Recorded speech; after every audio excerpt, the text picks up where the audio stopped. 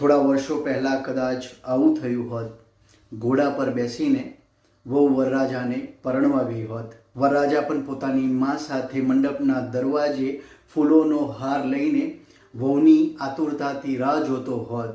વહુ ઘોડા પર બેસીને મંડપ તરફ આવે, સાસુ વહુની નજર ઉતારે અને જેવો જ વરરાજા વહુને હાર પહેરાવવાની કોશિશ કરે કે વહુના ભાઈઓ બહેનને ખભા પર ઉચકીને વરરાજાની ટાઈ ફિશ કરી દે.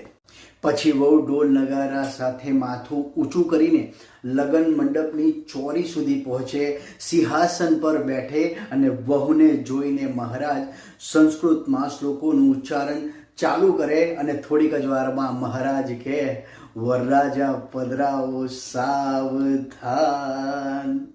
પછી વરરાજાના મામાઓ વરરાજાને ઢોલ નગારા સાથે ડોલીમાં બેસાડીને નાસ્તા ગાજતા ચોરી સુધી પહોંચાડે અને પછી વહુની બાજુમાં વરરાજાને મોટા સિંહાસન પર બેસાડે. પછી વરરાજાના મા બાપ લાડકોટથી ઉછારેલા પુત્રનું ભીની આંખે પુત્રદાન કરે. પછી ફેરાનો સમય થાય, મહારાજ સંસ્કૃતમાં શ્લોકોનું ઉચ્ચારણ કરે, વહુ આગળ ચાલે, વરરાજા પાછળ ચાલે, ફેરાઓ સંપન્ન થાય.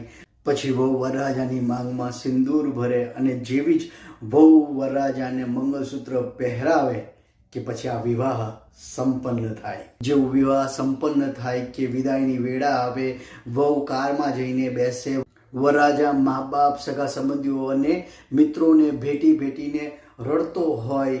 વહુની મા બાપની આંખોમાં જમાઈના રૂપે પુત્ર ઘરે આવવાનો હોય એની ખુશી હોય અને બીજી બાજુ વરરાજાના મા બાપની આંખોમાં દીકરાની વિદાયના આંસુ હોય. હવે વિદાયની વેળા પૂરી થાય છે.